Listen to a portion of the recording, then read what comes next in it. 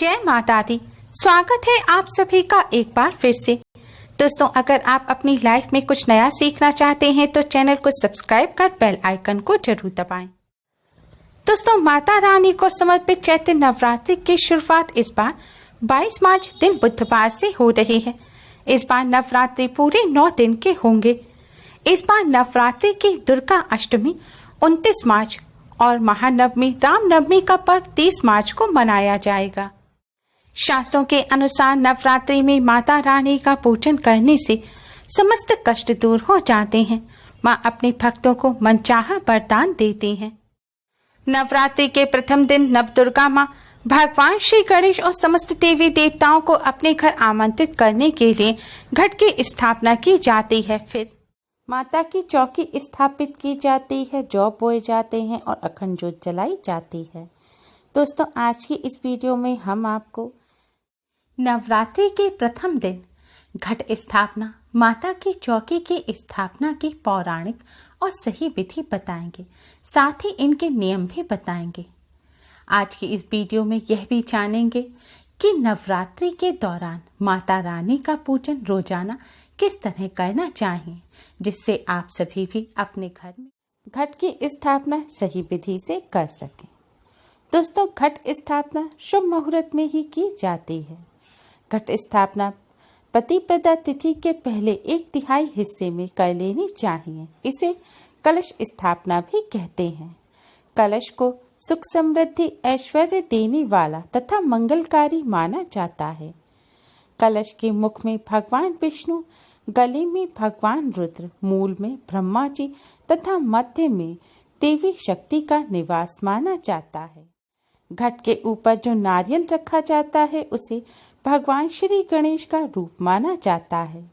नवरात्रि के समय ब्रह्मांड में उपस्थित शक्तियों का घट में आवाहन करके उसे कार्यरत किया जाता है। इससे घर की सभी विपदादायक तरंगें नष्ट हो जाती हैं तथा घर में सुख शांति तथा समृद्धि बनी रहती है। घट में 9 दिनों तक समस्त देवी देवताओं के साथ साथ भगवान श्री गणेश, नवग्रह और नवदुर्गा माँ विराजमान रहती हैं। दोस्तों, नवरात्रि के पहले दिन शुभ मुहूर्त में घट स्थापना की जाती है। इस बार घट स्थापना का शुभ मुहूर्त है 22 मार्च की सुबह 6:23 से सुबह 7:32 तक।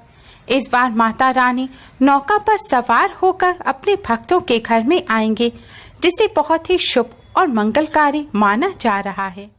घट स्थापना से पहले हम आपको बताते हैं कि घट स्थापना के लिए आवश्यक सामग्री क्या है, जिससे आप सभी वह सामग्री नवरात्रि से पहले ही ले आएं। घट स्थापना की आवश्यक सामग्री है जौ बोने के लिए एक मिट्टी का पात्र, यह बेदी कहलाता है। मिट्टी का पात्र आपको ऐसा लेना है जैसे पात्र में हम आटा मढ़ते हैं, जिसे परात कहते हैं, यानी कि चपटा पात्र लेना है। जौ बोने के लिए शुद्ध साफ की हुई मिट्टी में कंकर पत्थर ना हो। आप मिट्टी को हाथों से साफ कर लें या मोटी छलनी से छान भी सकते हैं। पात्र में बोने के लिए जौ ना मिले तो आप गेहूं भी ले सकते हैं। घट स्थापना करने के लिए मिट्टी का कलश, मिट्टी का ना हो तो आप सोना, चांदी या तांबे का कलश ले सकते हैं। ध्यान रखें, इसके लिए आप स्टील का कलश ना लें। कलश में भरने के लिए शुद्ध जल और गंगा जल ना हो तो किसी भी तीर्थ का आप जल ले सकते हैं। रोली, मौली, इत्र व पूजा में काम आने वाली साबुत सुपारी, दूर्वा, कलश में रखने के लिए सिक्का, इसके लिए आप चांदी या सोने का सिक्का ले सकते हैं। चांदी या सोने का सिक्का ना हो तो आप सादा 1 रुपए का, 5 रुपए का सिक्का भी ले सकते हैं। पंचरत्न अगर ना हो तो कोई बात नहीं, आप सिर्फ सिक्का ले लें। पंचरत्न अगर लें तो हीरा, नीलम, पन्ना, माणक और मोती लें। अब आप अशोक या आम के 5 पत्ते लें। कलश ढकने के लिए मिट्टी या तांबे का ढक्कन लें। ढक्कन में रखने के लिए और पूजा के लिए साबुत चावल, एक पानी वाला जटा वाला नारियल, लाल कपड़ा, फूल माला, फल तथा मिठाई, धूप, दीप, लौंग का जोड़ा, कपूर और घी। माता रानी के श्रृंगार के लिए लाल चुनरी, चूड़ी, बिछिया, इत्र, सिंदूर, महावर, मेहंदी, काजल, चोटी, गले के लिए माला या मंगलसूत्र, पायल, नेल पॉलिश, लिपस्टिक, छोटी में लगाने वाला रिबन या रबड़, कान की बाली, लाल चुनरी या साड़ी। आप अपनी इच्छा के अनुसार माता रानी को अर्पित करने के लिए 16 श्रृंगार की सामग्री ला सकते हैं। साबुत हल्दी की गांठ, लकड़ी का पट्टा यानी कि चौकी। दोस्तों, सामग्री के बाद आइए अब जानते हैं कि घट स्थापना, माता रानी की चौकी की स्थापना और ज्वारे बोने की सही और पौराणिक विधि क्या है। चौकी की स्थापना। घट स्थापना के लिए आप नवरात्र के पहले दिन सुबह जल्दी उठकर स्नान करके स्वच्छ वस्त्र धारण करें। अब अपने मंदिर के पास उत्तर पूर्व दिशा को साफ करें और वहां गंगा जल का छिड़काव करें। अब एक चौकी रखें। चौकी के ऊपर आप लाल रंग का साफ कपड़ा बिछाएं। अब माता रानी की प्रतिमा को स्नान कराएं और स्वच्छ और नए वस्त्र पहनाएं और एक लाल रंग की चुनरी उड़ाएं और चौकी पर स्थापित करें। अगर माता रानी की प्रतिमा ना हो तो तस्वीर को साफ कपड़े से पोंछकर लाल चुनरी उड़ाकर आप चौकी पर स्थापित करें। अब आप साबुत चावलों में सूखी हल्दी मिलाकर उन्हें पीले रंग का कर लें। इसके बाद जौ बोने के पात्र को पानी से धोकर साफ कर लें।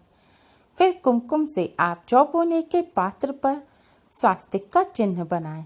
इसके बाद माता रानी के दाहिने यानी कि राइट हैंड की तरफ आप जमीन पर एक मुट्ठी चावल रखकर उसके ऊपर इस पात्र को रख दें। अब इसमें साफ की हुई मिट्टी डालें और पानी में भिगोए हुए जौ डालें और फिर से थोड़ी सी मिट्टी डाल दें। ध्यान रखें, आप इसके लिए अंकुरित जौ ना लें। अब कलश स्थापित करने के लिए आप एक साफ कलश लें, उसमें शुद्ध जल भरें। अब आप इस कलश के गले पर 3 बार कलावा लपेटें और एक गांठ लगाएं। कलावा आपको क्लॉकवाइज लपेटना है। ध्यान रखें, आप इसके लिए अंकुरित जौ ना लें।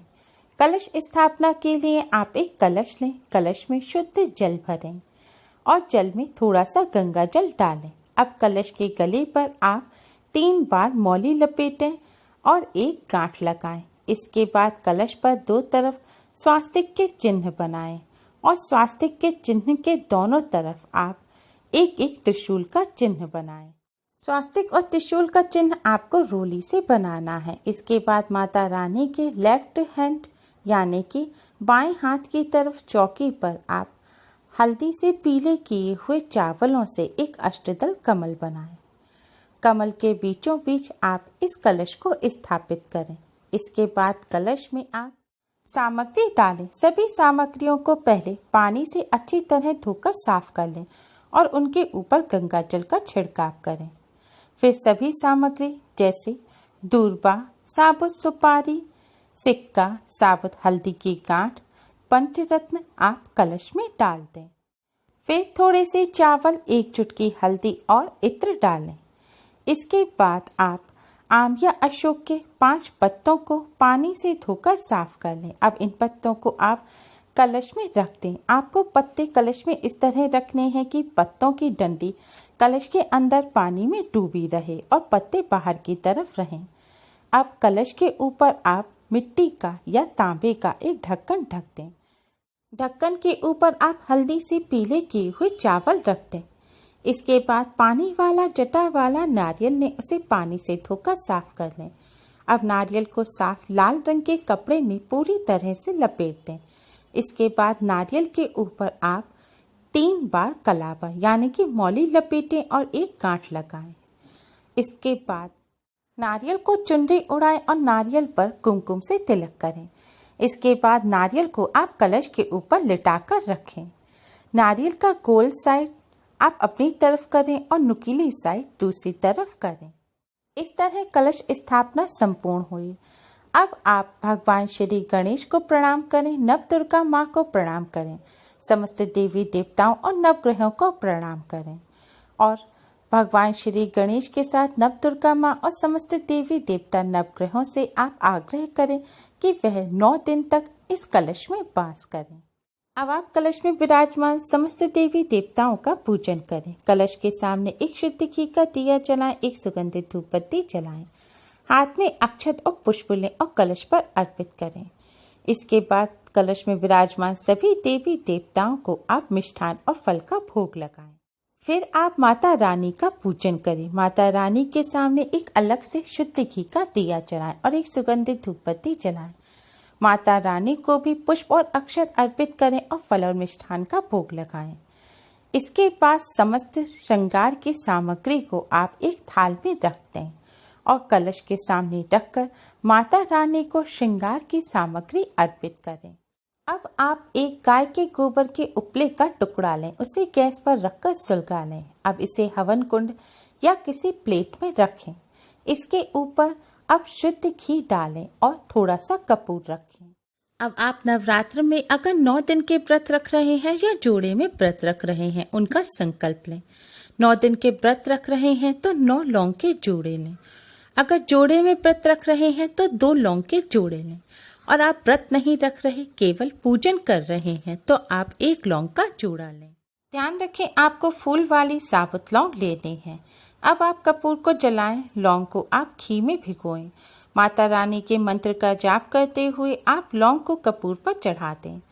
आप जितने भी जोड़े आपको चढ़ाने हैं वह सभी जोड़े चढ़ा दें। इसके बाद आप हवन सामग्री चढ़ाएं और उपले पर कुमकुम से तिलक करें। फिर हवन कुंड के चारों तरफ जल छिड़कें। फिर भगवान श्री गणेश को प्रणाम करें, भगवान श्री गणेश की आरती करें। फिर यथाशक्ति माता रानी की आरती करें। दुर्गा सप्तशती का, दुर्गा चालीसा का, दुर्गा स्तोत्र का पाठ करें। माता दुर्गा की आरती करें। दोस्तों, इस तरह कलश स्थापना चौकी स्थापना की विधि संपूर्ण हुई। दोस्तों, कलश स्थापना के साथ साथ कुछ नियमों का पालन करना बेहद जरूरी है। तो आइए जानते हैं उन नियमों के बारे में। अगर आपने कलश की स्थापना की है तो आप 9 दिनों तक घर को खाली छोड़कर ना जाएं। घर का कोई ना कोई सदस्य घर में अवश्य ही रहने चाहिए। कलश और चौकी की स्थापना के बाद आप रोजाना दोनों समय, सुबह और संध्या काल के समय, सबसे पहले कलश में स्थापित समस्त देवी देवताओं, नवदुर्गा माँ, भगवान श्री गणेश और नवग्रह का पूजन करें। पहले कलश के सामने आप दिया जलाएं और भोग लगाएं। इसके बाद माता रानी के सामने दिया जलाएं और भोग लगाएं और माता रानी का पूजन करें। आपने अगर कलश स्थापना की है और आपने व्रत नहीं भी रखे हैं, तब भी आप 9 दिनों तक मांसाहार का या प्याज लहसुन का सेवन ना करें और ब्रह्मचर्य का पालन करें। अगर आप अखंड ज्योत जलाना चाहते हैं तो कलश स्थापना के साथ ही अखंड ज्योत जलाएं और अखंड ज्योत को आप माता रानी के बाएं हाथ की तरफ यानी कि कलश की तरफ रखें। 9 दिनों तक माता रानी के श्रृंगार की सामग्री आप घट के पास ही रखी रहने दें। 9 दिनों तक आप घट को खोलकर ना देखें। और माता रानी की पूजा करते समय आप चमड़े की बेल्ट या पर्स वगैरह कुछ भी अपने पास ना रखें। स्वच्छता और पवित्रता का विशेष ध्यान रखें और ज्वारों में थोड़ा थोड़ा रोज पानी डालते रहें। नवरात्र में इस विधि से घट स्थापना और चौकी की स्थापना हवन करने से, ज्वारे बोने से, माता रानी की कृपा से नवरात्र में किए गए व्रत और पूजन का पूर्ण फल प्राप्त होता है। माता रानी की कृपा से जीवन के समस्त कष्ट दूर होते हैं और घर में सुख, समृद्धि और शांति का वास रहता है। उम्मीद है आपको हमारी ये वीडियो पसंद आई होगी। प्लीज़ लाइक करें। हमारी इस वीडियो को अपने फ्रेंड्स और रिश्तेदारों में ज़्यादा से ज़्यादा शेयर करें, जिससे वह भी इसका लाभ उठा सकें। हमारी और भी वीडियोस के लिए हमारे चैनल को सब्सक्राइब करना ना भूलें। Thanks for watching. Radhe Radhe. जय माता दी।